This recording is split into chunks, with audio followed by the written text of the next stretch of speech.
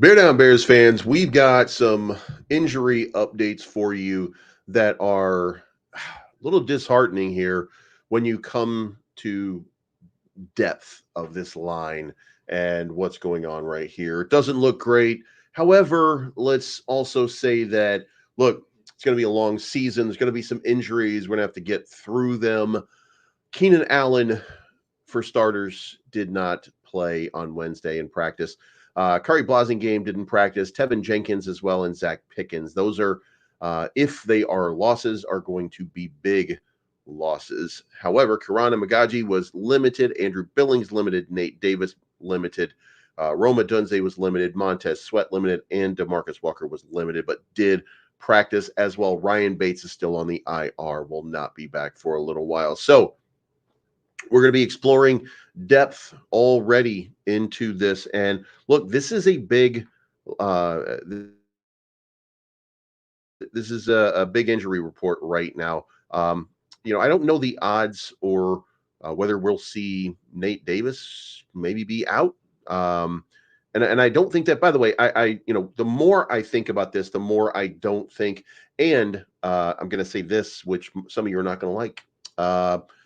The blame for the offensive line struggles, according to Caleb Williams, are because of Caleb Williams. Caleb issued a statement during a conference yesterday, press conference, and he said that, he was the problem, not them, that he wasn't clear in a lot of his cadence and calls, and that he's still working through some of the technical issues, and that he's not leading that offensive line like he should be, but he's getting better at it and better at it and better at it. The good point is, I think, for him, that he recognized that there is a problem and perhaps the solution is on him. So if that is the case, in fact, then maybe we'll see some progress from this offensive line. And we've got some information about Matt Eberflus saying that he is going to stick with the current lineup, that he might even agree with Caleb Williams that the problem is really in their getting lined up, getting ready, making sure that Caleb is getting the plays out to each and every one of the teammates, and making sure that they're ready to go. So if you like this type of content, make sure you hit the like button on your way in. Thank you so much for tuning into the channel. Olin Kreutz, Lance Briggs, and Charles Peanut Tillman have been nominated as finalists for the 2025 Hall of Fame class. So shout out to these guys. These are legends in Chicago, and I would hope that maybe we see these guys. This would be a great thing if we can see these guys in the Hall of Fame. I think each and every one of them, their own way, probably has earned that right to be in the hallowed halls in Canton. So we'll be hearing more about this over the next couple of days. If you're asking the question for yourself, the answer to this is no. Olin Kreutz will not suit up and play lineman for this team. I'm sorry. And by the way, is it funny that you look back there and is that Kyle Orton behind him? Is that who that is? Is that how far back we go with Kyle Orton? It looks like Kyle Orton's face. I don't know. Anyway. So shout out to these guys. They're going to be in that class. Now, let's talk DJ Moore. DJ Moore was making poo-poo faces, and it became a thing. Why is it a thing? Well, everybody's trying to pick apart and come up with why things are not working the way. Why is he looking at me like that? Like, ew, bro, chill. Anyway, DJ Moore did not appear to be happy in the game. And DJ was asked these questions, and he was like, man, you guys are reading way too much into that. There were some fakes. There were some not deep fakes, if you will, but people misinterpreting some of the signs of what they thought he was doing, and they were not. And he said, look, there was one that had Caleb Williams standing kind of in front of him off to the side with Keenan Allen. Keenan Allen kind of coaching up Caleb, telling him, talking to him about stuff. And DJ Moore was just sitting there stoic, staring forward, kind of ignoring what was going on around him. but nobody's having a discussion with him. So why would you just be, basically the people who are like, well, DJ Moore doesn't look like he's happy. He's staring off and watching football game, trying to analyze, trying to figure out maybe what he's doing wrong, what somebody else is doing wrong. And two people are having a conversation that didn't involve him. And for some reason, people are like, why would that be the case? Look, there were mistakes made. DJ Moore probably wants to see this team succeed a lot more than even we want to see this team succeed. So I would venture to say, and this is going to be a wild guess on my behalf, that DJ Moore was simply in his own space, wondering what he can do better, not blaming everybody else on what they could or could not do better. So, shout out to DJ Moore. I feel bad when I see these kind of things happen, but I think that DJ Moore's just fine. I don't think that there is a problem. I think that the frustration with DJ Moore is probably a little more internal than you would like it to be. Because guess what? When you start to go back and you start to look, guys, here's what I would encourage you. I would encourage you to go back and start to analyze the plays that are happening. And look, there's going to be moments where Caleb Williams looks the part of a rookie. There's going to be moments where he misses, but we don't have a veteran like DJ Moore out here crying about a rookie in Caleb Williams. He understands the process. He understands. He re-signed for a long period of time. He knows it's only up from here. He knows who Caleb Williams is. He knows he's not concerned. If anything, he's concerned about himself and everything around him that he can control. I don't think that the guy that they want him to be, the fans, that is, the crybaby fans, that's not who he is. So, I believe this is fine. And I think that this is just getting blown out of proportion, because not only did this get blown out of proportions, but so did this moment right here. And this moment right here it was very, very simple. It was Caleb Williams just lost a football game. And, you could be asking yourself, what is he doing? Why is he, mean mugging while CJ Stroud is trying to talk to him? And the answer is very simple. Because Caleb felt like he could have won that game or should have won that game. Caleb doesn't like losing. He doesn't take well to losing. He's not used to losing, and he doesn't at this point expect losses. So if that is the case, then he doesn't owe CJ Stroud, hey, yeah, educate me, teach me, show me, CJ, show me everything I did wrong. Tell me, let me know everything's going to be okay. Nobody wants to hear that. Nobody wants to, especially a rookie who comes in with a lot of hype, who has a lot to prove, not to you, not to me, not to the team even, but to himself. Somebody with a lot to prove to himself is coming out here at the end of the game with somebody who is on the other team saying, bro, it's going to be okay. You're going to be all right, man. You did great. You're really cool, man. Whatever. Like, dude, I don't want to hear that either. Like, what are we talking about here? So I think there's a lot, there's much ado about nothing, to quote some writer somewhere. I don't think this is an issue. I think Caleb was mad because he didn't win. The end. And if you listen to Caleb, if you listen to DJ, if you listen to a lot of the people on this team, they know there were plays left on the table that they should have finished. And if they had finished those plays, then this would be a very different outcome. And the Bears, while not really performing at a high level on offense, would have escaped with yet another victory. And by the way, these are the victories that I kept telling you guys that I think the Bears will win, and they didn't win one of them. So there we have it. So, Crimson's asking, so you think Caleb is letting his pride stop him from taking advice? I sure hope that's not the case. I don't. What advice is it? What advice is the guy who was just a rookie last year giving to Caleb Williams in the middle of the end of the game that Caleb Williams is not taking or listening to? We don't know that he's not taking the advice. We just know that he's mad that he lost. So that's where we have the disconnect a lot of times, is that people say this, that, do you think Caleb Williams is not taking the advice or has too much pride? No, I think he wants to win. And when he doesn't win, he gets mad because he knows that he can be better. And let's not forget here that Caleb Williams started talking about himself on a very elite level. He believes himself to be an elite guy. So, no, I don't think so. You know what I mean? CJ Stroud does not have more NFL starting experience than the entire Bears organization. He does not. Um, he doesn't have more experience than DJ Moore, Keenan Allen. He doesn't have more experience than any of these guys. He's played in 17. This was his 19th NFL game. So, no, he doesn't. Um, and what is he doing offering advice at the end of a game? What are we doing here? And yeah, if it's at quarterback, um, but wouldn't that be something that you sit down? You're not talking about, hey, this is what you should be doing, bro, when you're on the field with him. That's not what they're doing. And as a matter of fact, CJ Stroud even came out and defended him. Caleb Williams was very nice to him. There wasn't a problem. This is just a picture that people don't like the result of because they have a problem in some way with Caleb Williams not being perfect as a child, basically. So it's just nonsense. It's absolute nonsense.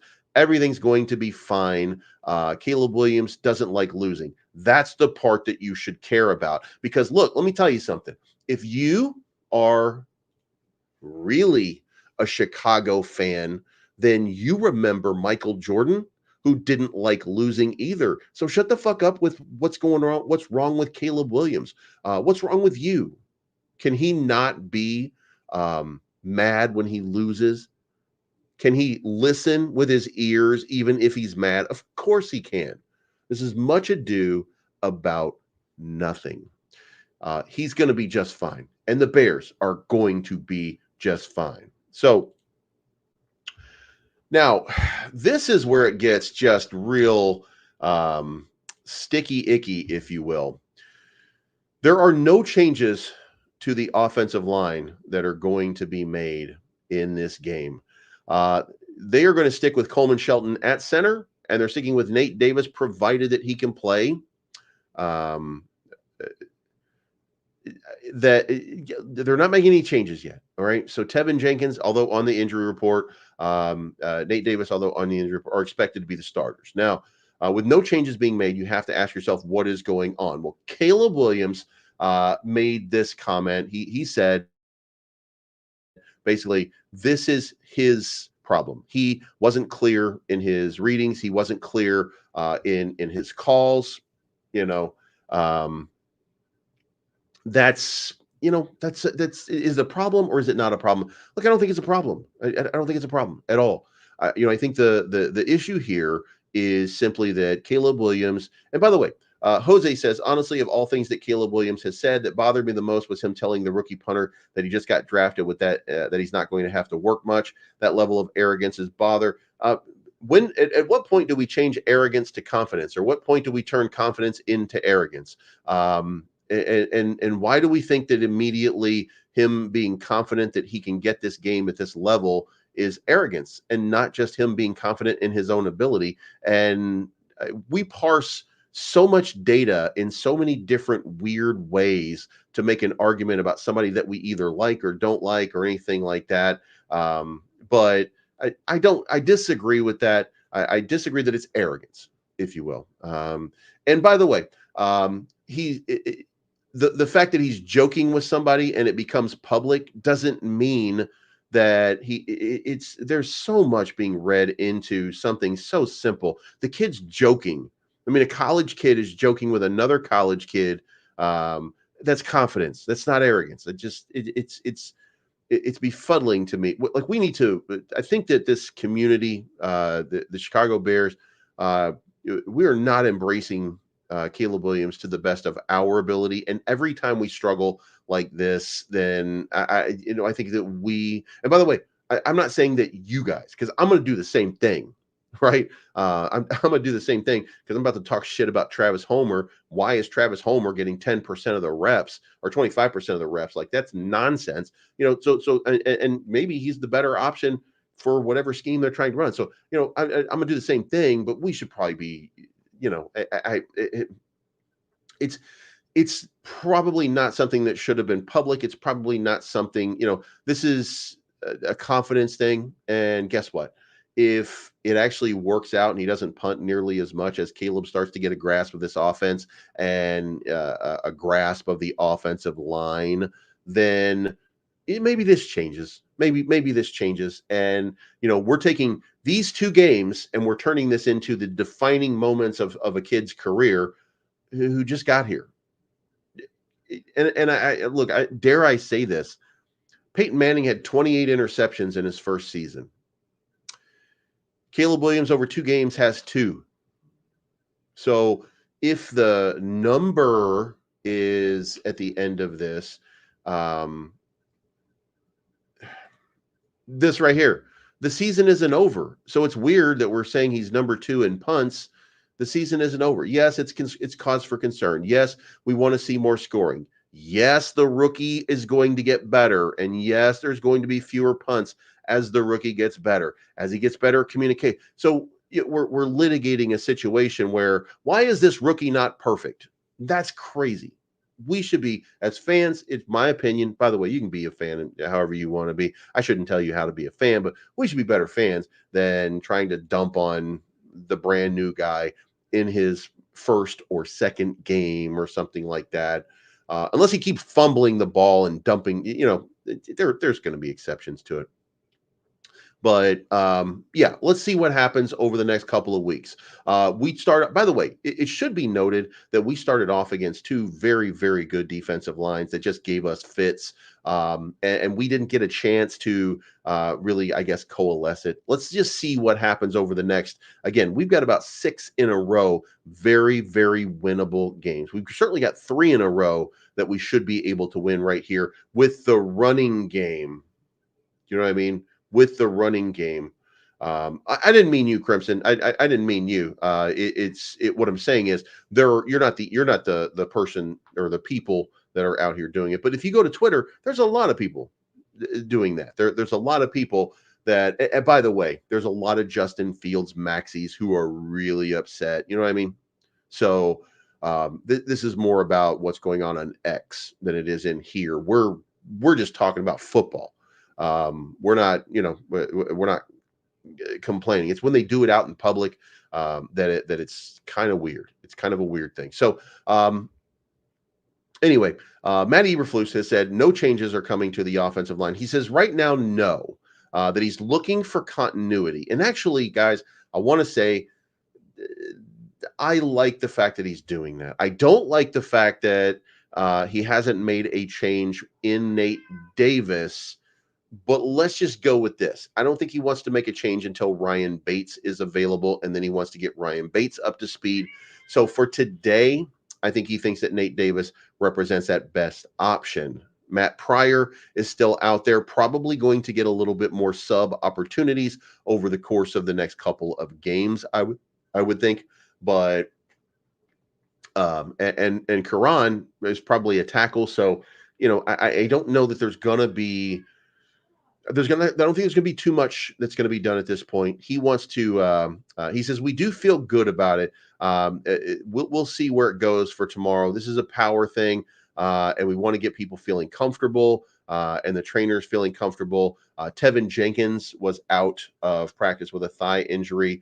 If Tevin Jenkins can't go, then Matt Pryor will probably be in the cut here. If Nate Davis can't go, Matt Pryor is probably going to be that guy. If both of them can't go, then Coleman Shelton probably slides out to guard. Doug Kramer gets to start at center. So, but what they're going to try to do is keep this team together and let them work through their issues. And look, there's a lot of effort that was put into trying to improve some of the positions that we had from last season. We talked yesterday. Lucas Patrick was the one of the number 2 rated offensive linemen at this point, off of somebody that we did not want. So let these guys work together. Let them get an idea of what it looks like here. And let's see. The only thing that we can do, by the way, is go forward. So that's it. That's all we can do is just be supportive of the team. Now, let's talk about a few more things here. Chase Daniels. came out and look, this is very, very simple, I think, or in my opinion, it's very simple. Caleb Williams' film really isn't as bad as you think. The growth at the line of scrimmage is easy to see. He's controlling it. Help the offensive line out and get Keenan back, and he will be just fine. Now, look, here's what we should recognize. The NFL is very, very tough to play in. It is very, very difficult for you to get going. And in watching all of these breakdowns from Chase Daniel, he is pointing out a lot of the really good things that Caleb Williams is and has been doing over all of this period of time. And you can see how he's breaking out. And look, is he missing some routes? Is he missing some throws? Are there other throws that could be made that maybe he could get into? Sure, but he's also working his way through it. And again, if his cadence is not right, if he's not doing something to make that line ready to go, if he's got to work on that just a little bit more to make himself a little bit better at what he's doing, fine, work through it. I think that's what they're working on right now. And I think that if that is really the case, then we're going to see a real cool breakdown of this offensive line and a quick build up in that offensive line, and they're going to look a lot better. And by the way, one of the things that you will note if you go and watch that video, which again, this video is still up on Twitter if you want to go check it out. But if you go back and you look how quickly Caleb Williams is getting rid of the ball, this is a different dynamic. Even though he got sacked 7 times, look, they're just Texans. The Texans got in the Bears' heads, if you will, early on and made it very, very difficult. But generally speaking, the problem here isn't really Caleb Williams, or at least it wasn't the gameplay and the passing of Caleb Williams. And not to put too much onto that, but WGN, Eli Ong also says Caleb Williams and the defense held up their end of the bargain, but everybody else didn't. So, and what he's basically said is kind of the same thing, that he's been watching through the same thing. And the Texans registered 7 sacks and 11 quarterback hits on 36 pressures by the time the clock struck 0, resulting in an astronomical 81.8% pressure rate on 44 dropbacks. My first knee-jerk reaction is to blame the offensive line. After all, it would be pretty cliche with Bears to doom a quarterback to 4+ months. But then I took a breath and thought, there's definitely more to unpack. Protection is everybody. Protection is the tight ends, it's the runners, it's the offensive line, it's the quarterback, it's everybody involved. So then he starts to break down exactly what was going on. It wasn't just the 3 blind mice rolling out to block air on a DeAndre Swift handoff. Nope, it was also the penalties, from false starts to being called for illegal formation, delay of game, intentional grounding, and the old reliable offensive holding. It was Williams looking surgical on the game's first drive, then later getting driven into the turf because he didn't throw the quick screen. It's so many things, but to blame the offensive line would be disingenuous. It's just a matter of us being much better around him and then him getting adjusted to the NFL play style. But he's been great so far, says Cole Kmet. I'm not concerned about him at all. His attitude's been fantastic, and that's what's going to help him continue to grow throughout this season. So when you start to break down some of the things that the Bears have been saying, when you start to break down some of the information that's coming out, when you start to look at all of this stuff and you start to put it together, first, the Bears have got to establish a run game. DeAndre Swift has 14 carries for 18 yards. Travis Homer is getting more time on the field than Khalil Herbert. There is obviously a disconnect here in the running game. So we'll see whether or not they stick towards that running game and start to look. If you can't run the ball, you're making it very difficult on your rookie quarterback. And if you're not running the ball, you're making it very difficult on your quarterback. Now, let's take that a step further. If DeAndre Swift is that guy, then shouldn't we have quite a few carries at this point? Shouldn't we have just a much better? We should have a much better result, right? We should be looking at what are the Chicago Bears statistics? How many times have we run the ball? What is what do we look like, right? Rushing game, we've run 44 times. Maybe we need to be running 60 times. Maybe we need to be running 30 times. And maybe it shouldn't be Caleb Williams with 10 carries. Maybe we should be getting this ball. Because look, here's the breakdown of carries that we see so far. DeAndre Swift has 24 carries for 48 yards. Travis Homer has 3 for 16. Khalil Herbert has 4 for 7. Velus Jones has 2 for 11. DJ Moore has 1 for 14.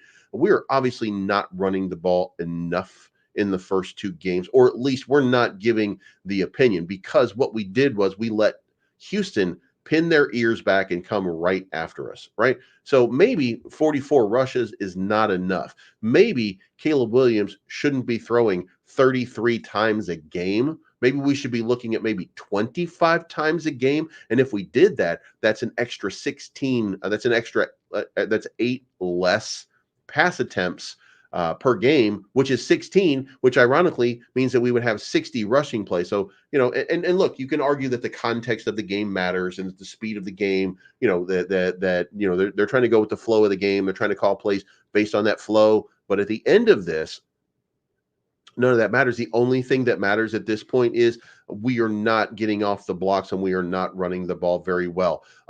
So we're going to have to get back to running the ball at a solid clip. Otherwise, there's still going to be some problems here. And if we don't address those problems, then it's going to be a long season. Now, look, and by the way, there's one person here that I want to recognize, and that is Crimson. Crimson has not been a fan of DeAndre Swift since the beginning. And so far, it's played out exactly like he was worried about. So maybe it's time to start looking at Khalil Herbert. Maybe it's time to start getting Roshan Johnson, who has 0 carries going into the third game of the season. Like, what did he do wrong? Is it because he looked too good running the ball? It's crazy to me at this point, some of the decisions right now. So hopefully they're going to improve.